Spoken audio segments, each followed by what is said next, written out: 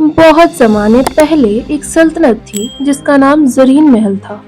اس سلطنت میں شام ہوتے ہی آسمان سے سونا برستا تھا اور فضا میں خوشبو تیرتی تھی، مگر سلطنت کے کونے میں ایک اونچا سنہری برج کھڑا تھا جس کے بارے میں لوگ کہتے تھے اس برج میں ایسا نور قید ہے جو اندھیروں کو روشنی میں بدل دیتا ہے۔ کسی نے اس برج کے اندر جھانکنے کی کوشش نہیں کی کیونکہ سب اسے منحوس برج کہتے تھے۔ اس برج میں ایک حسین لڑکی رہتی تھی، نور زلف۔ اس کے لمبے لمبے بال سورج کی کرنوں کی طرح چمکتے تھے۔ وہ ہر بات چاند سے کہتی، چاند بھائی کیا کوئی میری طرف بھی آئے گا؟ نور زلف کو ایک جادوگرنی زرمینا نے قید کر رکھا تھا۔ زرمینا کہتی، تیرے بالوں کا نور میرے جادو کی سانس ہے، جب تو کمزور ہوگی تو میرا جادو مانت پڑ جائے گا۔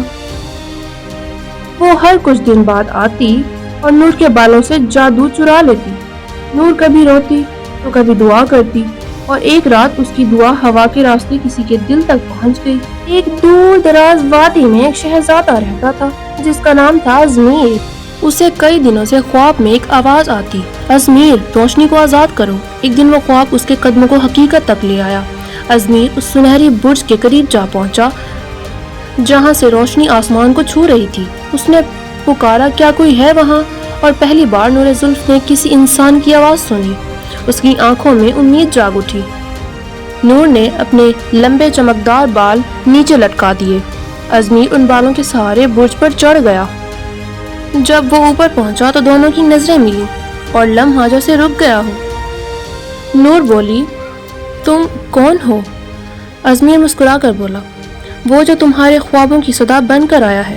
جب جادوگرنی زرمینا واپس آئی تو برج کی دیواریں روشنی سے جگمگا اٹھی۔ زرمینا چیخی، کوئی میرے جادو کی قید نہیں توڑ سکتا، مگر اس بار نور زلف نے اپنے اندر کی طاقت سنبھال لی تھی۔ اس نے کہا، میرا نور تمہارا نہیں، یہ میرے خالق کا تحفہ ہے۔ یہ کہتے ہی نور زلف کے بالوں سے روشنی کے طوفان پھوٹ پڑے۔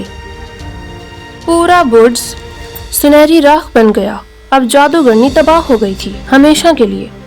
نور نے اپنی روشنی سے اندھیرے مٹا دیے۔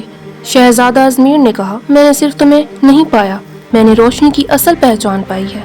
اس دن سے سلطنت کا نام بدل دیا گیا، روشنی نگر رکھ دیا گیا سلطنت کا نام۔ اس کہانی سے ہمیں یہ سبق ملا، جب آپ اپنے اندر کے نور پر یقین رکھتے ہیں تو ہر قید آزادی میں بدل جاتی ہے۔